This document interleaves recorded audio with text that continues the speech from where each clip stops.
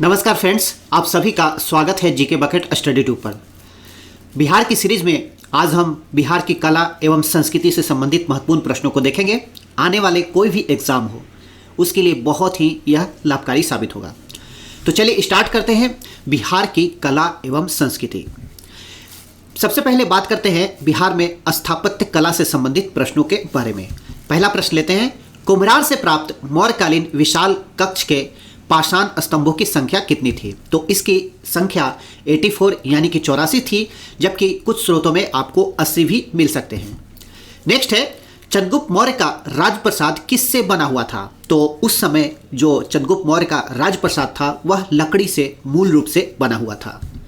Next, Patna स्थित किस स्थल से मौर्यकालीन स्थापत्य कला के उत्कृष्ट नमूने के रूप में चंद्रगुप्त मौर्य के राजप्रसाद के अवशेष मिले हैं? तो उस समय की जो स्थापत्य कला का सर्वोत्कृष्ट नमूना था वह है कुम्हरार में चंद्रगुप्त मौर्य का राजप्रसाद। नेक्स्ट है, मौर्यकालीन स्थापत्य कला का उत्कृष्ट नमूना किसे माना जाता है? पर्वतों को काटकर बनाई गई पाषाण गुफाएं। तो मौर्य काल में आप देखते हैं कि बहुत सारे पर्वत को काटकर बहुत सारी गुफाएं बनाई गई है, जो गया में आप देखेंगे। तो आगे उसकी भी हम चर्चा करेंगे। लेते हैं अगला प्रश्न, अशोक द्वारा निर्मित स्तंभों के बारे में। तो इसमें बहुत इंपॉर्टेंट है, आपको ध्यान से याद रखना है। सबसे पहले बात करते हैं संकिसा में प्राप्त स्तंभ के बारे में, जिसके शीर्ष पर गज की आकृति है, यानी कि हाथी की आकृति है। इसके बाद रामपुरवा के शीर्ष पर वृषभ यानी कि सांड या बैल भी कह सकते हैं, तो इसके शीर्ष पर वृषभ की आकृति है। इसके बाद बात करते हैं लौरिया नंदनगढ़। तो लौरिया नंदनगढ़ में जो शीर्ष पर सिंह की आकृति है और बसाड़ में भी सिंह की आकृति है। तो ये सभी स्थानों से जो स्तंभ मिले हैं उनको आपको स्थान भी याद रखना है और उनके शीर्ष पर किस पशु की आकृति है यह भी याद रखना है। अगला महत्वपूर्ण स्तंभ बात करते हैं सारनाथ के बारे में और सांची के बारे में। तो इन दोनों स्थल से जो स्तंभ प्राप्त हुए हैं उनके शीर्ष पर चतुर्सिंह यानी कि 4 सिंह की आकृति बनी हुई है, आप चित्र में देख सकते हैं। तो 4 सिंह हैं जो कि चारों दिशाओं में अपनी मुंह करके खड़े हुए हैं। नेक्स्ट लेते हैं, सारनाथ के अशोक स्तंभ में कौन से पशु की उभरती हुई आकृतियां हैं? तो सारनाथ का जो अशोक स्तंभ है उसमें आप देखेंगे कि हाथी, घोड़ा, सांड और शेर की आकृतियां हैं। नेक्स्ट है, रामपुरवा स्तंभ पर किस पशु की ललित मुद्रा में आकृति बनी हुई है? तो यह बनी है वृषभ की, जिसे कि सांड भी कह सकते हैं। नेक्स्ट है, अशोक द्वारा निर्मित किस स्तंभ का शीर्ष भाग भारत का राज्य चिन्ह के रूप में अपनाया गया है? तो भारत का जो राज्य चिन्ह है वह अशोक का जो स्तंभ है उसी से लिया गया है और यह है सारनाथ का स्तंभ। मौर्यकालीन मूर्तिकला का उत्कृष्ट नमूना किसे माना जाता है? तो यहाँ पर मूर्तिकला की बात हो रही है, तो मूर्तिकला के संदर्भ में देखा जाए तो सबसे उत्कृष्ट नमूना दीदारगंज से प्राप्त चामरग्राहिनी यक्षी की मूर्ति। बहुत इंपॉर्टेंट प्रश्न है, आपको याद रखना है।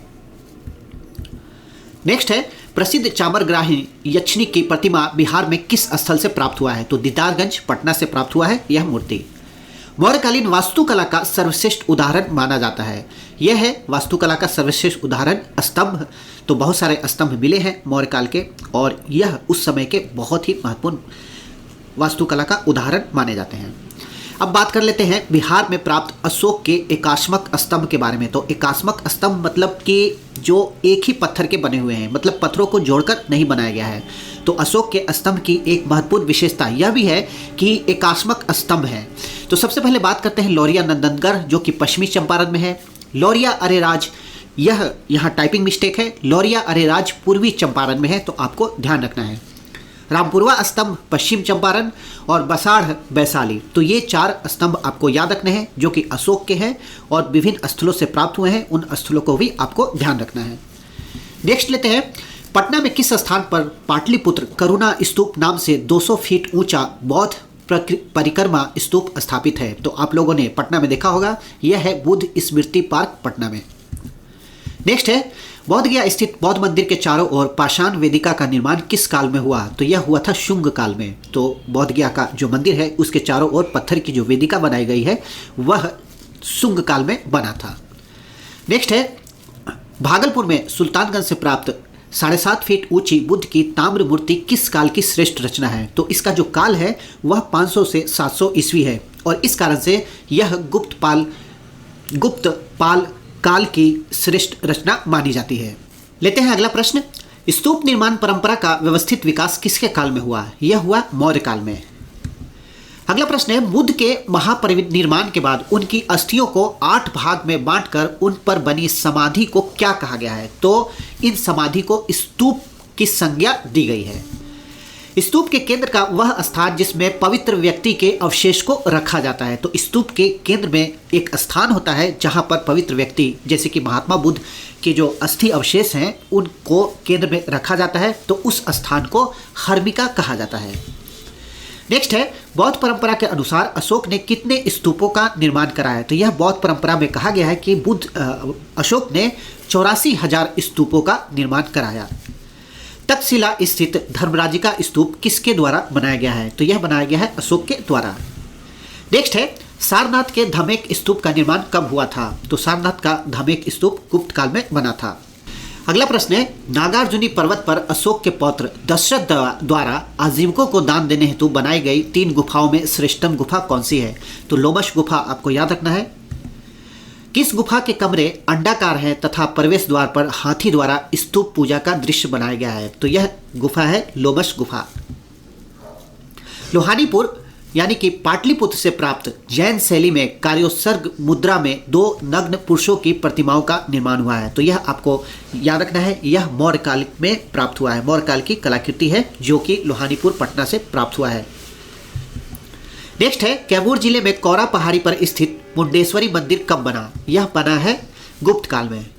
अगला प्रश्न है, पाल काल में बनी पत्थर और कांसे की मूर्तियों के निर्माण में किसका निर्णायक योगदान माना जाता है? यह है धीमन तथा बिठपाल। अगला प्रश्न, गुप्त पाल काल में निर्मित बुद्ध की सबसे विशालकाय ताम्र मूर्ति कहाँ से प्राप्त हुई है? तो यहाँ आपको ध्यान रखना है, कांस्य मूर्ति नहीं बल्कि ताम्र मूर्ति। तो यह प्राप्त हुई है सुल्तानगंज से। नेक्स्ट है, धीमन तथा बिठपाल किस शासक के समकालीन थे? ये धर्मपाल और देवपाल जो कि पाल वंश के शासक थे उनके समकालीन थे।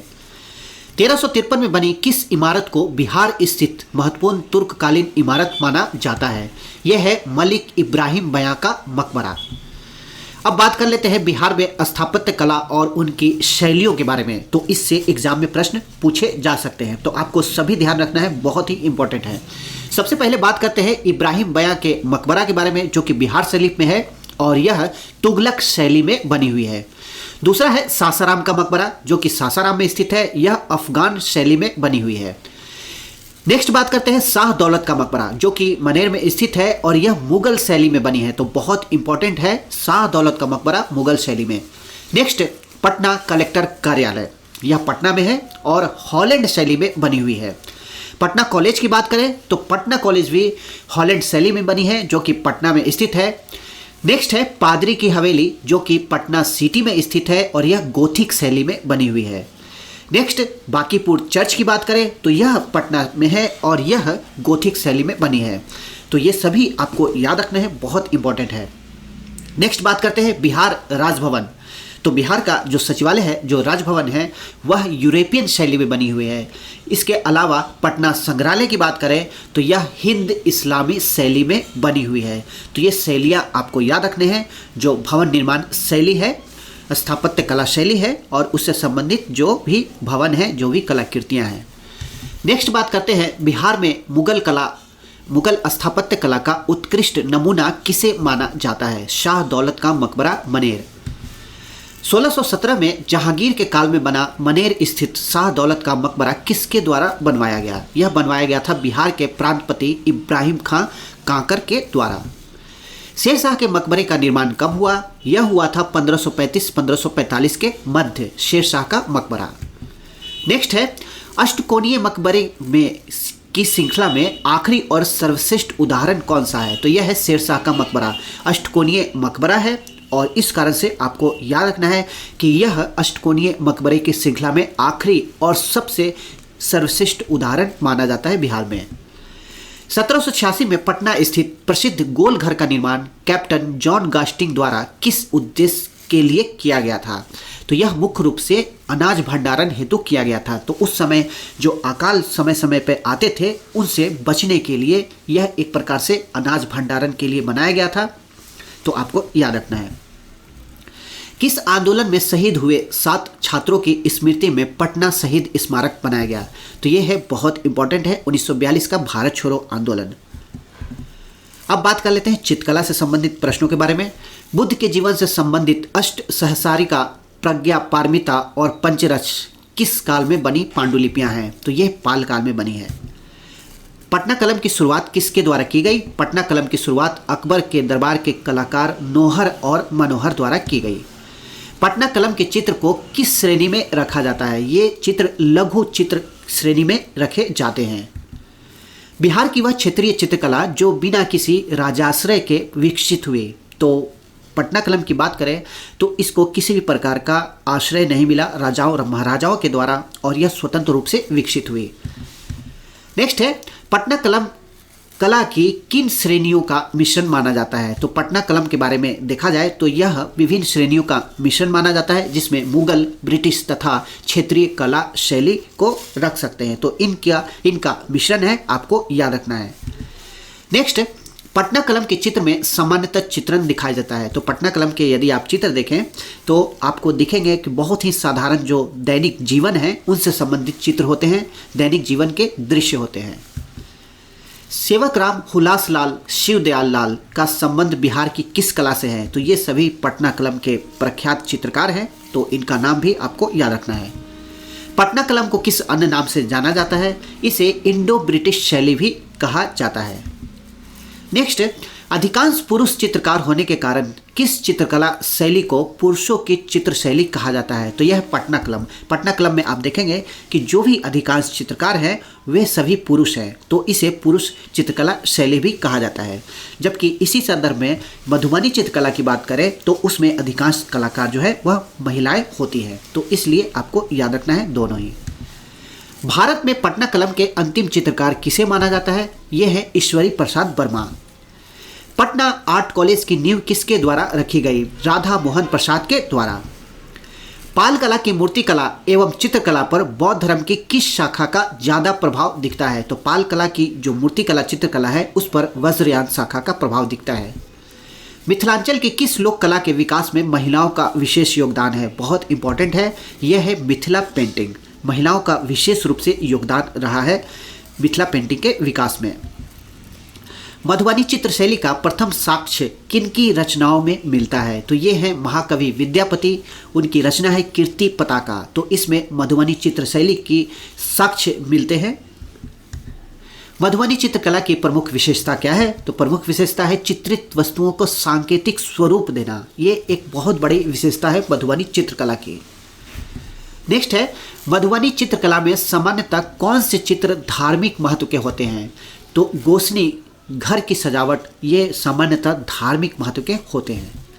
मधुबनी चित्रकला में किस प्रकार में मुख्य रूप से प्रतीक का उपयोग होता है? तो यह जो चित्रकला की शैली है इसमें प्रतीक का उपयोग होता है, और यह है कोहबर, घर की सजावट, और कोहबर, घर के कोणीय सजावट। तो यह आपको ध्यान रखना है।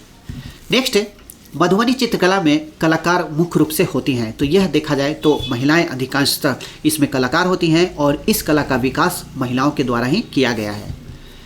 तुलसी पूजा के अवसर पर अविवाहित लड़कियों द्वारा बनाए गए अरिपन में किसकी प्रधानता होती है? यह होती है ज्यामितीय आकार के चित्रों की प्रधानता। नेक्स्ट है, शशिकला देवी, शिया देवी, कौशल्या देवी। तो ये बहुत ही प्रसिद्ध हस्तियां हैं बिहार की, और ये बिहार की कला के क्षेत्र से जुड़े हुए हैं, और इनका संबंध है मधुबनी चित्रकला से। तो आपको इनका नाम याद रखना है। मिथिला पेंटिंग से संबंधित किस कलाकार को भारत सरकार द्वारा गुरु सम्मान से सम्मानित किया गया था? यह है महासुंदरी देवी। नेक्स्ट है, मधुबनी चित्रकला और सुजनी कला को विश्व के मानचित्र पर स्थापित करने वाले बिहार के महान कलाकार कौन है? यह है कर्पूरी देवी। जापान के किस शहर में मिथिला पेंटिंग संबंधी संग्रहालय बनाया गया है? यह है तोकामाची शहर, जो कि जापान में स्थित है। मधुबनी चित्रकला के विश्व स्तर पर ख्याति दिलाने में किस पूर्व केंद्रीय मंत्री का महत्वपूर्ण योगदान माना जाता है? तो पूर्व में यह रेल मंत्री भी रह चुके हैं, केंद्रीय मंत्री। तो यह है ललित नारायण मिश्र, बहुत इंपॉर्टेंट है। भागलपुर में प्रचलित बिहुला विषहरी की लोक कथाओं पर वर्णित चित्रों की श्रृंखला किस नाम से जानी जाती है? यह है मंजूषा शैली। तो मंजूषा शैली के जो चित्र है बहुत ही इंपॉर्टेंट है, आपको याद रखना है। यह भागलपुर क्षेत्र में प्रचलित है। तो चित्र आप देख सकते हैं। मंजूषा शैली में पात्रों के किस भाग का चित्रण होता है? तो यहाँ पर जो पात्र के बाएं भाग होते हैं उनका विशेष रूप से महत्व होता है और सामान्यतः बाएं भाग का चित्रण होता है। यह इसकी एक बहुत ही महत्वपूर्ण विशेषता है मंजूषा चित्र शैली की, जो आपको ध्यान रखना है। रेलवे की विक्रमशिला एक्सप्रेस पर किस शैली के चित्रों का चित्रण देखने को मिलता है? तो भागलपुर से नई दिल्ली के बीच में चलती है विक्रमशिला एक्सप्रेस, और यदि आपने यात्रा की होगी तो आपने देखा होगा कि यहाँ पर जो चित्रकला प्रदर्शित की गई है वह मंजूषा शैली से संबंधित है।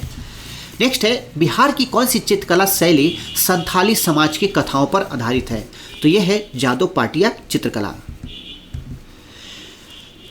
जादो पाटिया चित्रकला के चित्रकाल को संथाली भाषा में क्या कहा जाता है? यह है जादो। नेक्स्ट, थंका चित्रकला शैली मूलतः कहाँ की शैली मानी जाती है? तो यह मूलतः तिब्बत की शैली मानी जाती है।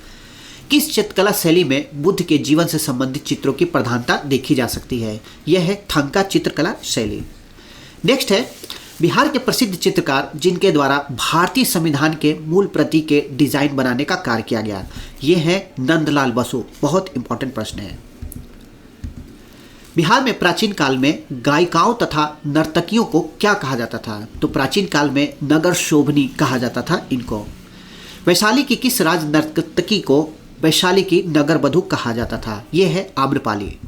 नेक्स्ट, विवाह के अवसर पर लगनी राग बिहार में मुख्य रूप से किस क्षेत्र में गाया जाता है? तो यह है मिथिला क्षेत्र में। तो ये आपको ध्यान रखना है। अगला प्रश्न है, लोरिकायन क्या है? लोरिकायन वीर रस से प्रेरित बिहार में प्रचलित लोक कथा लोरिकायन कहलाता है। लोक गाथा गीत जिसमें मुख्य पात्र के रूप में शोभनय का वणिक पुत्र का वर्णन है वह कौन सा है? यह है नायक बंजारा गीत। नेक्स्ट, भगवान शिव के भजनों को विशेष राग में गाने की शैली यानी कि नचारी राग के जनक किसे माना जाता है? यह महाकवि विद्यापति को माना जाता है नचारी राग का जनक। तो भगवान शिव के जो भजन है उनके विशेष राग में गाने की शैली है नचारी राग। अबुल फजल द्वारा रचित आईने अकबरी में बिहार के किस प्रसिद्ध राग का वर्णन मिलता है? बहुत इंपॉर्टेंट प्रश्न है। यह है नचारी राग। नेक्स्ट है, बिहार में लोकगीत को एक नई ऊंचाई तक पहुंचाने वाली कलाकार जो बिहार कोकिला के नाम से प्रसिद्ध है, यह है विंध्यवासिनी देवी, बिहार कोकिला। नेक्स्ट, बिहार की सुप्रसिद्ध लोक गायिका जो भोजपुरी एवं मैथिली दोनों ही भाषाओं में प्रतिष्ठित गायिका है, तो आप सभी ने नाम सुना होगा और छठ के गीत इनके विशेष रूप से प्रसिद्ध हैं। ये है शारदा सिन्हा। फाग गीतों की रचना का श्रेय किसे जाता है? यह है बेतिया राज के जमींदार नवल किशोर सिंह। छऊ नृत्य की किस श्रेणी में वीर रस की प्रधानता होती है? यह है हथियार श्रेणी। नेक्स्ट है, छऊ नृत्य की किस श्रेणी में सिंगार रस की प्रधानता होती है? यह है कालीभंग श्रेणी। दोनों रस आपको याद रखना है। बिहार में किस लोक नाट्य में गृहस्थ जीवन की सफलता हेतु आदर्श बहू की मर्यादाओं का वर्णन मिलता है? तो यह है बगुली।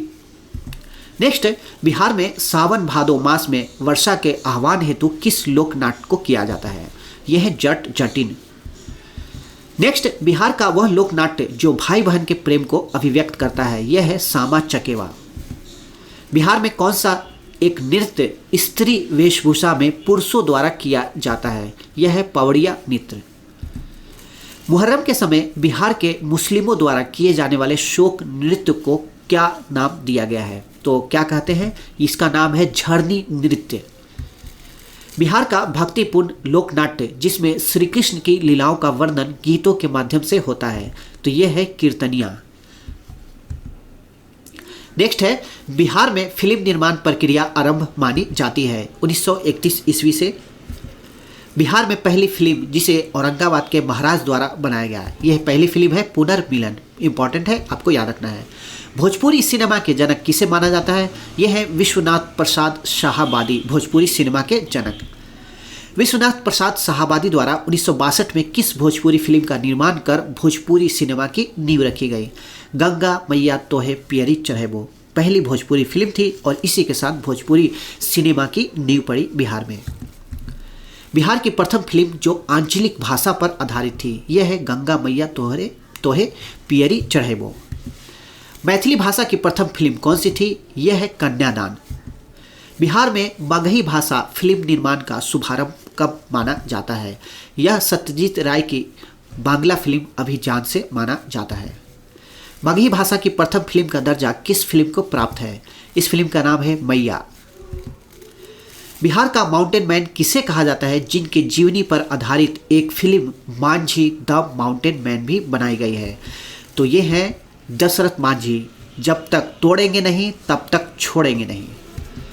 नेक्स्ट, वर्ष 2001 में भारत रत्न से सम्मानित बिहार के प्रसिद्ध शहनाई वादक जिन्होंने 15 अगस्त 1947 को लाल किले में आयोजित स्वतंत्रता संग्राम में शहनाई वादन किया था, बहुत ही फेमस हैं और आप सभी को पता है, बिस्मिल्लाह खां, उस्ताद बिस्मिल्लाह खां, जिनका वास्तविक नाम कमरुद्दीन खान था। नेक्स्ट है, शास्त्रीय संगीत में बिस्मिल्लाह खां किस घराने से संबंधित थे? ये बनारस घराना से संबंधित थे। बिहार का प्रथम दूरदर्शन केंद्र कौन सा है? यह है मुजफ्फरपुर। इंपॉर्टेंट है, आपको याद रखना है। बिहार के पहले पत्रकार जिन्हें रैमन मैग्सेसे पुरस्कार 2019 से सम्मानित किया गया, तो आप सभी को पता है एनडीटीवी के पत्रकार हैं रवीश कुमार। नेक्स्ट, पर्व त्योहार एवं मेले से संबंधित प्रश्न। बिहार में किसकी जयंती वैशाली उत्सव भी कहलाती है? यह है महावीर स्वामी। जैन धर्म में दीपावली किस रूप में मनाया जाता है? महावीर निर्वाण दिवस के रूप में। बिहार में दीपावली के अगले दिन मनाया जाता है, तो कौन सा पर्व है? यह है गोवर्धन पूजा। बिहार में दीपावली के अगले दिन मनाया जाता है। बिहार में दीपावली के 6 दिन बाद मनाया जाने वाला महापर्व कौन सा है? आप सभी को पता है, छठ महापर्व दीपावली के 6 दिन बाद मनाया जाता है। नेक्स्ट है, बिहार में महिलाओं द्वारा ज्योतिया पर्व किसके लिए मनाया जाता है? यह है पुत्र की सुख शांति एवं समृद्धि के लिए। नेक्स्ट है, मिथिलांचल में विवाहित महिलाओं द्वारा अपनी पति की दीर्घायु हेतु कौन सा त्यौहार मनाया जाता है? तो यह है वट सावित्री। हालांकि ये सभी प्रश्न एग्जाम में पूछे जाने की संभावना कम है, लेकिन फिर भी आप सभी को ध्यान में रखना है, जब इडली सांभर से संबंधित प्रश्न पूछे जा सकते हैं तो ऐसे भी प्रश्न की पूछे जाने की संभावना बनती है। नेक्स्ट है, बिहार में किस पूजा में कलम और दवात की पूजा होती है? तो ये है चित्रगुप्त पूजा। गया में पिंडदान हेतु कौन सा मंदिर प्रसिद्ध है? तो गया में विष्णुपद मंदिर प्रसिद्ध है, जहां पर पिंडदान होता है। नेक्स्ट, कर्मा त्यौहार किन जनजातियों में विशेष रूप से प्रचलित है? यह है उराव जनजाति में विशेष रूप से प्रचलित। मुख्य रूप से थारू जनजाति से संबंधित होने के कारण पश्चिमी चंपारण के किस मेले को थारुओं का मेला भी कहा जाता है? यह है सहोदरा मेला। नेक्स्ट, बिहार का सबसे पुराना एवं एशिया का सबसे बड़ा मेला सोनपुर मेला किन नदियों के संगम पर आयोजित होता है? ये गंगा और गंडक के संगम पर आयोजित होता है सोनपुर मेला, जिसे हरिहर मेला भी कहा जाता है। नेक्स्ट है, मान्यता के अनुसार बिहार के किस पर्वत को अमृत मंथन के दौरान मथानी के रूप में प्रयोग किया गया था? यह है मंदार पर्वत। अगला प्रश्न, बिहार में किस कृषि विश्वविद्यालय द्वारा आयोजित मेले में कृषि वैज्ञानिकों द्वारा विकसित नए फल फूल तथा सब्जियों आदि की प्रदर्शनी लगाई जाती है? तो यह है साबौर कृषि विश्वविद्यालय द्वारा आयोजित साबौर मेला। तो ये थे हमारे बिहार की कला और संस्कृति से संबंधित प्रश्न। आप चाहें तो बिहार के एग्ज़ाम जो कि पीपीएससी, सीडीपीओ या बिहार दरोगा की तैयारी करते हैं, तो हमारे नोट्स के माध्यम से आप तैयारी कर सकते हैं। बहुत सारे प्रश्नों को यह कवर करता है और बहुत सारे प्रश्न हमारे नोट्स से सीधे सीधे पूछे गए हैं। तो आप चाहें तो हमारे टेलीग्राम चैनल पर भी देख सकते हैं। इसके अलावा मुख्य परीक्षा से संबंधित नोट्स भी बजट के बाद आ जाएंगे अपडेटेड, आप चाहें तो उसे भी ले सकते हैं। Thank you very much.